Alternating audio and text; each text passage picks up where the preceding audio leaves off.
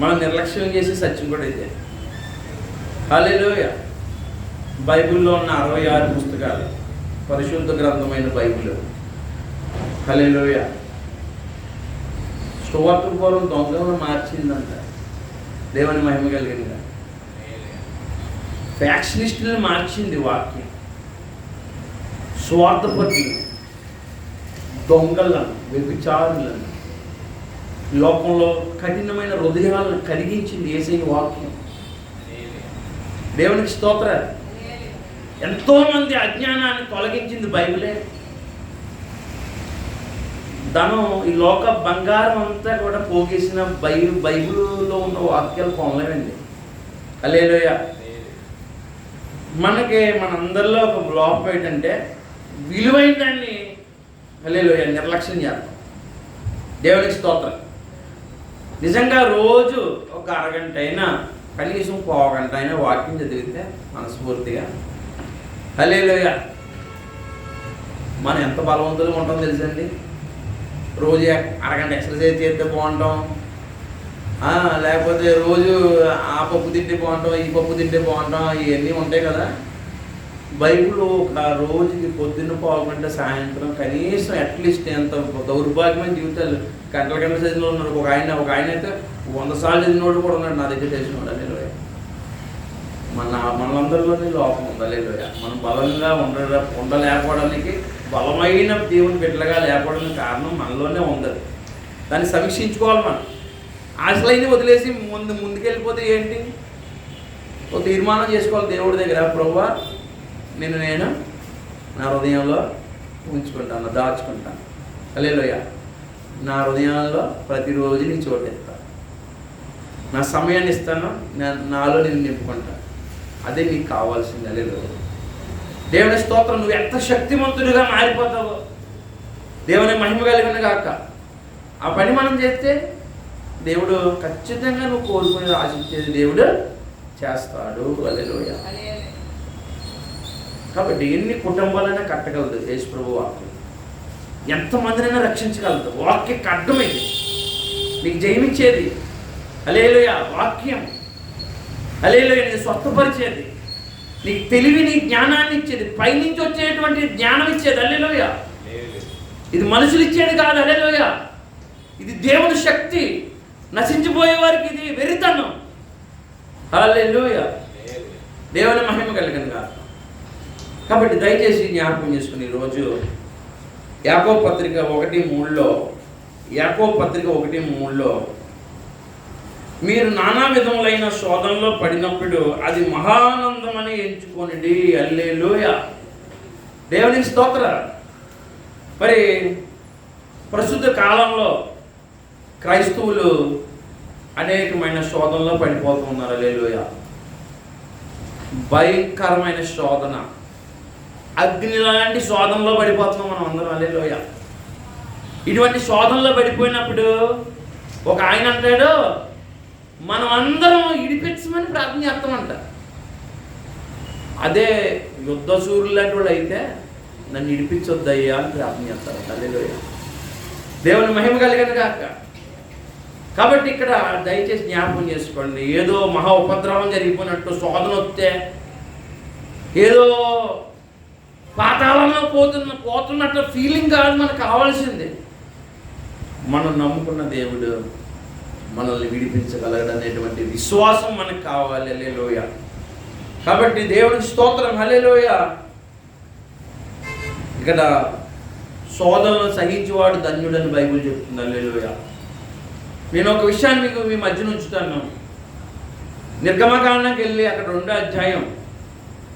2వ అధ్యాయంలో 1, 2, 3 వచనాలు చదవండి. మీరు త్వరగా చదివితే నేను కొంత సమయాన్ని దైవవాక్యాన్ని దేవుడు మన మధ్యన బలంగా మనందరి చెవిలోకి, మన హృదయాల్లోకి, మన జీవితాల్లోకి వెళ్ళి హల్లెలూయా ఆయన కొరకు గొప్ప హల్లెలూయా సారథులుగా వాళ్ళందరినీ చేసి వాక్యం దేవుడు మనకి ఇచ్చాడు. హల్లెలూయా. దేవుని మహిమ కలిగిన గాక. నువ్వు ఎలా ఎదుర్కోగలవో దేవునికి స్తోత్రం. చదవండి. నిర్గమకాండం 2వ అధ్యాయం 1, 2, 3 వచనాలు. లేవి వంశస్థుడప్పుడు ఆ, లేవి కుమార్తెను వివాహం చేసుకొని ఆ స్త్రీ గర్భవతి అయ్యి కుమారుని కని ఆడు సుందరుడైనడు చూచి హల్లెలూయా. మీరు మణి చదువుతాడు 1:12 చదవండి. 1:12 నిర్గమాకాండం. అయినను ఐగుప్తీయులు వారిని శ్రమ పెట్టిన కొలిది వారు విస్తరించి ప్రబలిరి. హల్లెలూయా, ప్రైజ్ ది లార్డ్, హల్లెలూయా. ఎవరండి ప్రబలారు? ఒక జనాంగం, దేవుని పిల్లలు. హల్లెలూయా. వాళ్ళకి లిమిట్స్ లేవండి. హల్లెలూయా, హద్దులే వాళ్ళకి లేవు. వాళ్ళ శ్రమలో విస్తరించేస్తున్నారంట, ప్రబలారంట. హల్లెలూయా. శ్రమలు వచ్చేవాళ్ళది. ఒక ఆయన అన్నాడు, ఇందాక వాక్యం వింటున్నాను. హల్లెలూయా, క్రైస్తవులకంట శ్రమలంట పరిశ్రమలు. హల్లెలూయా, పరిశ్రమలు అంట. దేవుని స్తోత్రాలు, దేవుని మహిమ కలిగింది కాక శ్రమలో పరిశ్రమలు అంట. హల్లెలూయా. కాబట్టి ఎంత చక్కని మాట చెప్పాడండి ఆయన. నిజమే, కొలువులో పడిన బంగారం ఏమవుతుందంటే అగ్నిలో కాలిస్తే అది మరింత మెరుస్తుందంట. ఒక ఆయన ఉన్నాడు, కొలువులో బంగారాన్ని పెడితే ఏమవుతుందంటే అది కరిగి శుద్ధమై మెరుస్తుందంట. హల్లెలూయా, దేవుని మహిమ కలిగింది కాక. మెరిసే బంగారంగా ఉండాలంటే యుద్ధ రంగంలో దిగాలి. యుద్ధ రంగంలో దిగేవాడికే హల్లెలూయా, పోరాటంలో నిలబడేవాడికే అక్కడ సమస్యలన్నీ ఎదుర్కొనే పరిస్థితి వస్తుంది. ఇంట్లో కూర్చున్న వాడికి ఏది రాదు. యుద్ధ రంగంలో ఉన్నవాడికే శ్రమలో, క్రైస్తవుడిగా బ్రతకాలనుకున్నవాడికే శ్రమలో, క్రైస్తవుడిగా నిజంగా బ్రతకాలనుకున్నవాడికే శ్రమలో. హల్లెలూయా. కాబట్టి నీకు వచ్చిన పోరాటాలు, సమస్యలు, శోధనలు ఇవి ఎందుకు వస్తున్నాయంటే దేవుని మహిమ కలిగిన కాక నిన్ను ఒక పరిశ్రమగా మార్చడానికి. దేవుని స్తోత్రం. కాబట్టి దయచేసి జ్ఞాపకం చేసుకోండి. ఇక్కడ మోషే అంటే అర్థం ఏంటండి? నీటిలోంచి తీయబడినవాడు, నైలు నదిలోంచి తీయబడినవాడు. హల్లెలూయా. ఈ మోషే ఎంత గొప్ప ఇన్స్పిరేషన్. మోషే పేరులో, మోషే జీవితంలో ఎంత ప్రభావం ఉందంటే హల్లెలూయా. మోషే గురించి మనం మాట్లాడుకుంటున్నప్పుడు లేవీయుడు వెళ్ళి ఒక లేవి స్త్రీని పెళ్లి చేసుకుంటే మోషే పుట్టాడు. ఆ రోజులో ఉన్న పరిస్థితులు ఎలాంటివి అంటే ఇశ్రాయేలీయులు ప్రబలకుంటా వాళ్ళకి కుమారులు పుడితే నదిలో పాడేయాలా, మంత్రస్థానులు చంపేయాలా. ఆ మంత్రస్థానులు దేవుడికి భయపడి హెబ్రీ స్త్రీలు బలమైన వారు వీళ్ళు వెళ్ళే చురుకైన వారు. వాళ్ళు వెళ్ళేటప్పటికే కనీసం వరకు పక్కలేసుకుని పడుకునేవారు పిల్లలు. దేవుని ఎందుకంటే దేవుడు పెట్టలేదు. హల్లెలూయా. కాబట్టి దయచేసి జ్ఞాపకం చేసుకోండి. అక్కడ ఫరో రాజు వాళ్ళని ప్రబలకుంటా, వాళ్ళు వేరే రాజ్యంతో కలిసిపోయి వాళ్ళు మరింత జనంగా ప్రబలకుంటా వారిని అణిచివేయాలని వాళ్ళకి ఎటువంటి శ్రమలు పెట్టాడండి. హల్లెలూయా. దేవుని మహిమ కలిగిన కాక వాళ్ళకి కష్టతరమైనటువంటి పనులన్నీ కూడా నియమించాడంట. వాళ్ళకి నియమించి అనేకులు వాళ్ళ పైన వేసాడంట. దేవుని స్తోత్రం. హల్లెలూయా. ఇలాంటి శ్రమల్లో 400 సంవత్సరాలు మగ్గిపోతున్నారు ఇశ్రాయేలీయులు. అటువంటి శ్రమల కాలంలో మోషే పుట్టాడు. హల్లెలూయా. సుందరుడుగా ఉన్నాడు. పడలేక 3 నెలలు పెంచుకుంది వాళ్ళమ్మ. ఇంకా దాయలేక వాళ్ళ అక్క ఏం చేసిందంటే జమ్ము పెట్టిలో పెట్టి కీలు పూసి ఒక నదిలో వదిలేసింది. ఆ జాహ్వని అన్న పిల్లని 10 రోజులు 11 రోజుల నుంచి ఎదుగుతూనే ఉన్నారు. ఇలాగ వెళ్ళి వాళ్ళ నాన్న ఇలాగ వెళ్తులకి ఇక్కడికి వెళ్ళిపోయింది ఆ పిల్ల. అలాంటిది తల్లి బతుకుండగా అందరూ ఉంటుండగా ఎలాగా ఆ చిన్న బిడ్డను వదిలేస్తారు? వాళ్ళకి వాళ్ళు వదిలేయగలరా? వదలలేక బతికించుకోలేక ఏదో గాలిలో దీపం పెట్టినట్టు ఆ పిల్లల్ని అక్కడ జంపు పెట్టిలో పెట్టి అక్కడ నీళ్ళ దగ్గర వదిలే ఆ జంపు పెట్టి పక్కన పెడితే ఏమవుద్దా అని చూస్తుంటే అప్పుడు ఐగుప్తురాలు హల్లెలూయా రాజుగారి కుమార్తె అందులో స్నానం చేయడానికి వచ్చి ఆ పెట్టి ఏంటి ఇలా పట్టరామన్న దాన్ని చూసి దాన్ని ఇప్పి చూస్తే అందులో ఓ పెట్టి ఏడుస్తూ ఉన్నాడంట. వెంటనే జాలి వేసేసి ఆవిడ కనికరం పుట్టించే దేవుడు. హల్లెలూయా. ఈ లోపు నా లక్క వెళ్ళిపోయింది అక్కడికి, ఆ స్నానాలు చేసే అక్కడికి వెళ్ళిపోయి, ఇగో ఈ బిడ్డ కొరకు నేను తల్లిని చూస్తానన్నది. అయితే ఆవిడన్నది ఆ తల్లిని చూస్తే నేను జీతం ఇస్తానన్నది. పెద్ద వరకు పెంచమన్నది. వాళ్ళ అమ్మకే మళ్ళీ జీతం ఇచ్చి పెంచింది. హల్లెలూయా. మార్వెలస్ థింగ్స్, దేవుడు చేసే కార్యాలు మామూలుగా ఉండవు. హల్లెలూయా. అక్కడ మళ్ళీ ఎదిగిన తర్వాత ఆమె కుమారుడిగా స్వీకరించింది. హల్లెలూయా. ఐగుప్తులో ఎడ్యుకేషన్ అంతా పూర్తి చేసుకున్నాడు అతను. ఎప్పుడు పాలే తాగాడు. హల్లెలూయా. క్రీస్తు రక్తాన్ని తాగి క్రీస్తు శరీరాన్ని తింటున్నాం మనం అంత. హల్లెలూయా. ఈ రక్తం మామూలు కాదు, శక్తివంతమైన రక్తం. హల్లెలూయా. ఎప్పుడు పాలే తాగాడు. హల్లెలూయా. ఎక్కడ పెరిగినా ఏ రక్తం ప్రవహిస్తుంది? క్రీస్తు రక్తం ప్రవహిస్తుంది. హల్లెలూయా. ఎదిగిన తర్వాత తన ప్రజలు ఎలా ఉండడం చూడడానికి వెళ్ళేదంట. వాళ్ళంట ఎట్టి పనుల్లో నలిగిపోతున్నారంట అమ్మా. వాళ్ళ మీద వాళ్ళు కొట్టడం, వాళ్ళు చులకనగా చూడడం, ఆశీర్వదించబడినటువంటి జీవంగల దేవుని బిడ్డల్లో చులకనగా, లోకుగా, బలవంతులైన వారు బలహీనులు చేత అణచబడుతుంటే, హల్లెలూయా, లోకాలనే రాజుకి సంతానమైన వారు హల్లెలూయా నిమ్న చిన్న చిన్న వాళ్ళతోటి కూడా లోకుగా చులకన చేయబడుతుంటే, హల్లెలూయా. అప్పుడు మోసే చూసి ఒకడు హెబ్రీయుడు ఇశ్రాయేలీయుడుని ఐగుప్తీయుడు కొట్టుకున్నారంట. కొట్టుకుంటుంటే మధ్యలోకి వెళ్ళాడంట. ఎవరో మోసేకి వెళ్ళి చూసాడంట. ఒరే మీరిద్దరు కొట్టుకున్నారు, ఎవరో చూడకుండా ఐగుప్తీయుడిని చంపి ఇసుకలో పాతి పెట్టాడంట మోసే గారు. మళ్ళీ ఎదరికి వెళ్తుంటే ఇద్దరు ఇశ్రాయేలీయులు కొట్టుకుంటున్నారంట. అప్పుడు మోసే అన్నాడంట, హల్లెలూయా, ఒరే మనలో మనం గొడవ పెట్టుకున్నారేంట్రా మీరు అంటే, మీరు నా మీద నా తీర్పుగాను హల్లెలూయా జడ్జిగాను నిన్ను ఎవరు పెట్టాడని ఇంకొకటి అడుగుతాడు. అడిగితే అప్పుడు మోసే ఏం చేస్తాడంటే, హల్లెలూయా, ఇగో నువ్వు మొన్న ఐగుప్తుని చంపినట్టు నన్ను చంపుతావు ఎట్రా అంటాడు. అమ్మ బాబోయ్, ఈ న్యూస్ వరకు వచ్చిందే, రాజు వరకు వెళ్ళిపోతానని చెప్పేసి మిద్యాను పారిపోతాడు. మిద్యాను పారిపోయాడు. హల్లెలూయా. పారిపోయిన మిద్యాను హల్లెలూయా ఇతరుల దగ్గరికి వెళ్తాడు. 40 సంవత్సరాలు మిద్యానంలో గొర్రెలు కాసుకుంటాడు.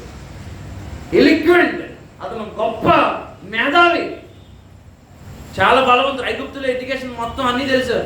ఆయన ఇదిగా చంపి శిశువులో కొట్టుకొచ్చాడు. అంత బలం కూడా ఉంది అతను. హల్లెలూయా. ప్రజల కోసం పోరాడేటువంటి, తన ప్రజల కోసం పోరాడేటువంటి మనస్తత్వం కూడా ఉంది. ప్రజల కొరకు బ్రతికే మనసు ఉంది. హల్లెలూయా. అందుకనే దేవుడు ఏం చేశాడండి, మిద్యానవనంలో సీనాయి పర్వతం దగ్గర హల్లెలూయా పొద మండుతుంది కానీ, హల్లెలూయా అగ్నితో పొద కాలుతుంది కానీ పొద కాలిపోవట్లేదు. అగ్ని మండుతుంది, పొద కాలిపోవట్లేదు. మోసే నీ పని యొక్క పాదాలు కొన్న చెప్పులు ఇప్పి నా దగ్గరికి రా. నువ్వెవరు ప్రభు? నేను అబ్రహాము దేవుడిని, ఇస్సాకు దేవుడిని, యాకోబు దేవుడిని. హల్లెలూయా. మోసేతో మాట్లాడటం మొదలెట్టాడు. హల్లెలూయా. నువ్వు ఎట్టి పనుల్లో కష్టపడుతున్నటువంటి వారి బాధ నేను చూశాను, వాళ్ళ మూలుగులో నేను విన్నాను, విన్నాను. నేను వాళ్ళు ఇడిపించడానికి తీసుకెళ్తాను అన్నాడు. హల్లెలూయా. ప్రభు వాళ్ళు నమ్మరు, నేను నీకు తోడై ఉంటాను. అయ్యా నేను నెత్తోడిని, నేను ఎరిగిన మాట మాంద్యం కలిగిన వాడిని, గుడ్డోడిని, కుంటోడిని, చెవిటోడిని, నాలుగులే మోగోడిని ఎవరు పుట్టించారా బాబు? నేనే. హల్లెలూయా. నువ్వు భయపడక, నేను నీకు తోడై ఉంటా. ఈ కర్ర పట్టుకో, నీ దగ్గర ఏముంది? కర్ర ఉంది, కింద పడే పాము అయింది. హల్లెలూయా. మళ్ళీ దాన్ని తోకట్టుకో, మళ్ళీ కర్ర అయిపోయింది. ఇలా పెట్టుకో, కుష్ఠరోగం వచ్చింది, ఇలాది. హల్లెలూయా. కుష్ఠరోగం పోయింది. హల్లెలూయా. వాళ్ళు నమ్ముతారా ప్రభు? నమ్ముతారు. నేను నీకు తోడంట. ఆహారం నీకు దేవుడిగా చేస్తాను. హల్లెలూయా. ఆహారం వచ్చాడు, ఇద్దరు కలుసుకున్నారు, ముద్దు పెట్టుకున్నారు, నడండి ఐగుప్తులో ఉన్న ప్రజల్ని ఇడిపించాలి. హల్లెలూయా. షార్ట్గా చెప్తారు చూడండి. హల్లెలూయా. దేవుని స్తోత్రం. ఫరో దగ్గరికి వెళ్ళారు, నా ప్రజల్లో బలార్పణ చేయాలి నా దేవుడికి, అరణ్యం చాలా దూరం వెళ్ళాలి, ఇశ్రాయేలు ప్రజల్ని ఇక్కడి నుంచి పంపించానంట దేవుడు. హల్లెలూయా. హల్లెలూయా.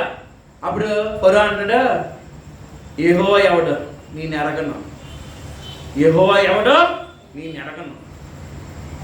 ఏంటంటే ఈ భూలోకంలో రాజ్యం చేస్తావు, యెహోవా ఎరగను ఎవడో అన్నాడు. హల్లెలూయా. అన్న తర్వాత దేవుని మహిమ కలిగిన కాక వీళ్ళు సోమరుల్ని వీళ్ళు సోమరులు, వీళ్ళు పని చేయరు, వీళ్ళు పని చేయకుండా ఎగ్గొట్టడానికి మిమ్మల్ని తీసుకొచ్చుకున్నారు హల్లెలూయా అని వాళ్ళకి ఇంకా ఇంకా ఎక్కువ భాగాలు పెట్టేశారు. ఈసారి మీకు గడ్డి రాదు, మీరు ఇటుకలు తెచ్చుకోవాలి హల్లెలూయా. మీరే గడ్డి తెచ్చుకోవాలి, మీరే దాన్ని కాల్చడానికి మీరే గడ్డి తెచ్చుకోవాలి. లెక్క సరిపోవాలి, లెక్క ఇటుకలు లెక్క తక్కువ కాకూడదు. ధాన్యకారాలన్నీ కట్టించుకున్నాడు హల్లెలూయా. ఐగుప్తులో ధాన్యకారాలన్నీ వాళ్ళే కట్టారు, ఎట్టి పనుల్లో పెట్టేశారు. వాళ్ళు కొడతా ఉన్నారు. మోసే ఇల్లుని కానించి కష్టాలు మరీ పెరిగిపోయినాయి. వాళ్ళందరూ అంటున్నారు మీరు రాకముందు మేము బాగున్నాం, మీరు వచ్చిన తర్వాత కష్టాలు ఎక్కువైపోయినాయి అన్నారు హల్లెలూయా. అది అయిపోయింది మోసేకి, దేవుని స్తోత్రం. ఇప్పుడు మళ్ళీ దేవుడు మళ్ళీ వెళ్ళమంటాడు హల్లెలూయా. పొరవ హృదయం ప్రతి అధ్యాయంలోనూ పొరవ హృదయం కట్టిన పడిపోతుంటుంది హల్లెలూయా. నేను ఎందుకు ఈ మాటలు చెప్తున్నానంటే శ్రమ ఎంత గడ్డదైతే అంత అద్భుతం జరుగుతుంది, శోధన ఎంత పెద్దదైతే అంత అద్భుతం నీ జీవితంలో చూడగలవు హల్లెలూయా. ఏదో ఏదో ఈరోజు పబ్బం గడుపుకోవాలి, ఈరోజు ఏదో వాకింగ్ చెప్పి వెళ్ళిపోవాలి, అది కాదు మన దేవుడి స్తోత్రం. నీవు ఎంత శ్రమ పడుతున్నావో, ఎంత శోధనలో నలిగిపోతున్నావో హల్లెలూయా, అది దేవుడు కనబడలేదు అనుకో. అంతకంటే గొప్ప కార్యాలు చేయాలని దేవుడు చూస్తున్నాడు హల్లెలూయా. చూసారండి ఇప్పుడు అక్కడ ధూళి, అక్కడ మొత్తం నీటిని రక్తంగా మార్చేశారు. ఈ కర్ర తీసుకుని ఏటి మీద కొట్టమంటే ఏంటంటే ఐగుప్తులో ఉన్న నీళ్ళన్నీ, కొండల్లో ఉన్న నీళ్ళు కూడా రక్తమైపోయినాయి. అసహాయమైన పరిస్థితి. మళ్ళీ మళ్ళీ వెళ్ళాడు. ఇందాక యెహోవా ఎవడు అన్నాడు కదా, నాకు తెలియదు అన్నాడు కదా. ఇప్పుడు కొంత మట్టికి వాళ్ళ దగ్గర ఉన్న మాంత్రులు కొన్ని చేస్తున్నారు, వాళ్ళు కొంచెం రక్తం చేశారు హల్లెలూయా. దేవుని మోసే పాము ఏం చేసిందండి, ఆ మంత్రకాల పాములన్నీ మింగేసింది హల్లెలూయా హల్లెలూయా. కాబట్టి ఇవన్నీ అయిన తర్వాత ధూళి తీసుకున్నారు, అవి పేలైపోయినాయి, పశువుల మీద మనుషుల మీద వచ్చేసాయి, ఈగలు వచ్చేసాయి, ఈగలు నాశనం చేసేసాయి మొత్తం. మళ్ళీ ప్రార్థన. ఇందాక ఎవరో తెలియదు అన్నాడు, ఇప్పుడు ప్రేయర్ రిక్వెస్ట్ మీద ప్రేయర్ రిక్వెస్ట్లు. ఎవరు ప్రేయర్ రిక్వెస్ట్లు ఎక్కువైపోయినాయి. ప్రార్థన చేయండి బాబు, ఈ ఈగలను తోలండి బాబు, ఈ కప్పలు తీసేయండి బాబు హల్లెలూయా. వాళ్ళకి గొడగండ్ల చెట్లు విరిచేసాయి, మిడతలు వచ్చాయి, మొత్తం పంట అంతా నాశనం చేసేసాయి. ఐగుప్తు పాడైపోతుంది, ఐగుప్తు చెడిపోతుంది హల్లెలూయా. ఎర్ర సముద్రాన్ని పాయ చేశాడు దేవుడు, ఇశ్రాయేలు అందరినీ బయట తీసుకొచ్చాడు హల్లెలూయా. అప్పుడు మోసే అక్క మిరియాం గారు పాట పాడారు హల్లెలూయా. పరిశుద్ధుల్లో మహనీయుడివి, వేలుపుల్లో నీ వంటి వాడు లేడు, పూజల్లో పూజనీయుడు అని ఒక పాట పాడారు. ఇశ్రాయేలు అందరూ కూడా చప్పట్లు కొడి తెగ పాట పాడేశారు హల్లెలూయా. ఇలా బయటకు వచ్చారు అంతే. అక్కడ రెఫదామని ఏదో చిన్న ఊరు వచ్చారు అంతే. అక్కడ నీళ్ళు చేతిగా ఉన్నాయి. అప్పుడు అంటారు, వాళ్ళు అంటారు, అయ్యా నీళ్ళు చేతిగా ఉన్నాయి అని అంటారు మోసేతో హల్లెలూయా. మళ్ళీ మోసే ప్రార్థన చేస్తారు హల్లెలూయా. నీళ్ళు మళ్ళీ మధురంగా మారుతుంది. దేవుని స్తోత్రం. కొంచెం ఎదరకొస్తారు. మళ్ళీ ఎలీమనే ఒక ప్రాంతం కొద్దికి వచ్చినప్పుడు అక్కడ 70 ఏళ్ళ చెట్లు ఉంటాయి, మళ్ళీ నీటి బొగ్గులు ఉంటాయి హల్లెలూయా. దేవునికి మహిమ కలిగింది కాక వాళ్ళు అలాగే అరణ్యంలోంచి పాలు దీనులు ప్రవహించే దేశాన్ని తీసుకెళ్తున్నాడు దేవుడు. కాబట్టి ఇక్కడ నేను ఇవన్నీ విషయాల్లో మీకు ఎందుకో మళ్ళీ గుర్తు చేస్తానంటే హల్లెలూయా. ఇప్పుడు ఇశ్రాయేలు అంటారు మోసేతోటి, అయ్యా మాకు మాంసం లేదు హల్లెలూయా. వీళ్ళు మాంసం లేదంటే దేవుడు ఏం చేస్తాడంటే ఆహారం లేదు, మేము అక్కడ కుండలతో వండుకున్నప్పుడు మాకు ఎంతో బాగుంది, కానీ ఇక్కడికి మాకు ఆకలి చేత చంపేద్దాం తీసుకొచ్చారు మమ్మల్ని ఇక్కడ హల్లెలూయా అంటుంటే దేవునికి మహిమ కలిగింది కాక. దప్పిక చేత మమ్మల్ని చంపేద్దాం అనుకున్నారా, అయితే బండను కొట్టంటే నీళ్ళు వస్తాయి, మన్నా కురిపిస్తాడు దేవుడు హల్లెలూయా. దేవుడు వాళ్ళని ఇశ్రాయేలీయులనే శోధించడానికి కారణం ఏంటంటే ఒక్క మాట. ఎప్పుడైనా ఒక భర్త అమ్మ నేను లేకపోతే నువ్వు బతకగలవు అంటే, ఇప్పుడు ఎలా ఉన్నారంటే మనుషులు, మీరు లేకుండానే బతకగలను కానండి, మొక్క లేకుండా బతకలేను. దేవుని మహిమ కలిగాను కానీ దేవుడు ఏ రిజల్ట్ రప్పించాలని చూస్తున్నాడు. యెహోవా నా కాపరి, నా ఊపిరి, నా సర్వస్వం హల్లెలూయా. ఆ బానిసత్వంలోంచి, ఆ ఇట్టి పనుల్లోంచి, ఆ కష్టాల్లోంచి, చాచిన చేతుల్లోంచి గెద్దలాగా మమ్మల్ని, ఒక గెద్ద ఎలాగైతే తన బిడ్డలను నడిపించదో అలా నడిపించుకొచ్చాడు. చాచిన చేతుల్లో మమ్మల్ని పట్టుకుని ఉన్నాడు. ఇశ్రాయేలు దేవుడు, పరాక్రమం గల దేవుడు, బలవంతుడు, యుద్ధ సూర్యుడు, మా పక్షాన్ని యుద్ధం చేశాడు. యేసు ప్రభు మమ్మల్ని గొప్ప త్యాగం చేసి విడిపించాడు. హల్లెలూయా. మా కొరకు రక్తం కార్చాడు. మహనీయుడిగా నీ ముందు ఉండాలని, నీ మహిమకు ఘనతకి అర్హుడిగా ఆయన ఉండాలని ఆయన కోరుకుంటుంటే, మీరు సంఖ్యాకాండం 11 వచనంకి వెళ్ళండి. చివరగా సంఖ్యాకాండం 11 వచనంలో హల్లెలూయా అక్కడ అంటండి, ఇశ్రాయేలీయులు ఏం చేస్తున్నారంట? కాగా మోషే యెహోవాతో ఇట్లా నేను 10 వచనం కూడా చదవండి ఒకసారి. 11:10 జనులు తమ కుటుంబములలో గుడారం ద్వారం వద్ద ఎవరు ఏడవగా మోషే వినెను. యెహోవా కోపము బహుగా రగులుకొనెను. వారు ఏడ్చుట యెహోవా మోషే దృష్టికి చెడ్డదిగా ఉండెను. నీవేళ నీ సేవకుని బాధించితివి, నా మీద నీ కటాక్షం రానియక ఈ జనులందరి భారమును నా మీద పెట్టనేలా నేనే ఈ సర్వ జనమును గర్భమున. హల్లెలూయా. నేను వీళ్ళు కన్నానండి. దేవుడితో ఏమన్నాడు? ప్రభు వీళ్ళందరూ నేను కన్నానా? లేదో నేను పాలించి పిల్లలకి వీళ్ళందరినీ పోషించాలప్పుడు నేనే వీరిని కంటినా? పాలించి పెంచాడు పిల్లలను మోలినట్లు నేను వీరి తండ్రులకు ప్రమాణపూర్వకంగా ఇచ్చిన దేశమునకు వీరిని నీ రొమ్మున ఎత్తుకొని పొమ్మని నాతో చెప్పుతున్నావు. హల్లెలూయా. దేవుని మహిమ కలిగిన గాక. వీళ్ళకి ఏం గుర్తొస్తుందంటే తెలుసండి, అక్కడ తెల్ల గడ్డలు, ఉల్లిపాయలు, అక్కడ ఐగుప్తులు అంటండి వీళ్ళు వండుకున్నటువంటి, హల్లెలూయా, అక్కడ ఉన్నటువంటి మాంసం, అక్కడ ఉన్నటువంటి కూరగాయలు, కీరకాయలు అవన్నీ గుర్తొస్తున్నాయి. కానీ పరాక్రమం కలిగిన, కనికరం కలిగిన, సర్వోన్నతుడైన, సర్వశక్తుడైన దేవుడు గుర్తురాట్లేదు. అది వాళ్ళకి ఎంతసేపు గుర్తొచ్చేది ఏంటండి? తిండి, మాంసం. దేవుని మహిమ కలిగిన కానీ ఏంటి, కరోనాలో ఉన్నప్పుడు మనం ఏం కోరుకోవాలి చెప్పండి? కరోనా రాకూడదని కోరుకోవాలి, అంతేగాని మాంసం లేదని కోరుకున్నాం. హల్లెలూయా. ఎడారిలో, అరణ్య మార్గంలో 40 సంవత్సరాల ప్రయాణం, అదే 40 రోజుల ప్రయాణం. అది అవిశ్వాసమే అలా చేసింది. 10 సార్లు సొనిగినట్లుగా సనిగారు, ఏడిచారు. అసహ్యమేసేస్తుంది దేవుడికి ఇది చూస్తుంది. హల్లెలూయా. నేను ఎందుకు చెప్తానంటే, హల్లెలూయా, కావలసింది ఒకటి. హల్లెలూయా. దేవునికి మహిమ కలిగిన గాక. అది ఆత్మ సంబంధమైన సున్నతి దేవుడు కావాల్సిందే. వీళ్ళు ఎంతసేపు శరీర కోరికలే, శరీరానికి కావాల్సిన కోరిక. దేవుడికి వీళ్ళు ఏడుతుంటే అసహ్యం వేసేసిందంట. హల్లెలూయా. చాలామంది శరీర సంబంధమైన కోరికల కోసం ఏడుస్తూ ఉంటారు. హల్లెలూయా. హల్లెలూయా. దేవుని ఆత్మ సంబంధమైన వాటి గురించి దేవుడు ఇక్కడ చూస్తున్నాడు. దేవుని స్తోత్రం. హల్లెలూయా. మోషేకి దేవుడు తోడై ఉండి. హల్లెలూయా.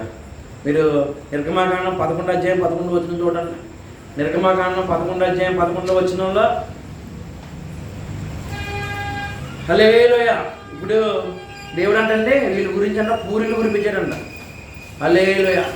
అది ఇంకా ముక్కుల్లో ఉంటుండగానే దురాశ, ఇంకా ముక్కుల్లో ఉంటుండగానే తెగులు పుట్టించాడంట. 3,000 మంది చనిపోయారు. హల్లెలూయా. దురాశ ఒక్కనే చేయటండి. హల్లెలూయా. దేవుడి దురాశ ఉండకూడదు. దేవుళ్ళు ఉన్నవాడికి దేవుడి మీద ఆశ ఉండాలి, కానీ దురాశ ఉండకూడదు. హల్లెలూయా. వాళ్ళందరూ 3,000 మంది ఆ రోజు కనిపెట్టడం జరిగింది. దేవుని స్తోత్రం. తర్వాత 11వ అధ్యాయం 11వ వచనం లాస్ట్. మీరు బైబిల్ 11వ అధ్యాయం ఎంతవరకు ఉంది? ఓకే. దేవుని స్తోత్రం. హల్లెలూయా. 11:3 చూడండి. 11:3. యెహోవా ప్రజల యందు ఐగుప్తీయులకు కటాక్షం.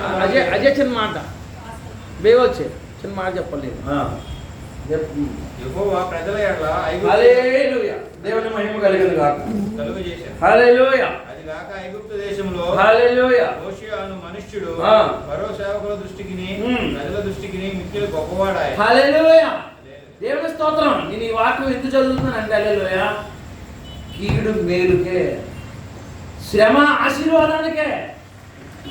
హల్లెలూయా. నువ్వు భరించలేనంత హల్లెలూయా శోధన నీ శరీరంలో వస్తుంది. హల్లెలూయా. నువ్వు మంచిగా నీతిగా యథార్థంగా వెళ్ళాలని ఇక్కడి నుంచి వెళ్తున్నావు, కానీ నువ్వు అనుకున్నది చేయలేకపోతున్నావు, అనుకోలేని చేయగలదు. నువ్వు హల్లెలూయా. దేవుని కృప ఎలాంటిదో తెలుసండి. హల్లెలూయా. దేవుని మహిమ కలిగిన గాక. దేవుని స్తోత్రం. ఇటువంటి శోధనలో ఉన్న మోసేని హల్లెలూయా ఇటువంటి శోధనలు కూడా నడిపించినప్పటికీ కూడా జనులందరిలోనూ ఫరో యొక్క సేవకుల మధ్యన జనులు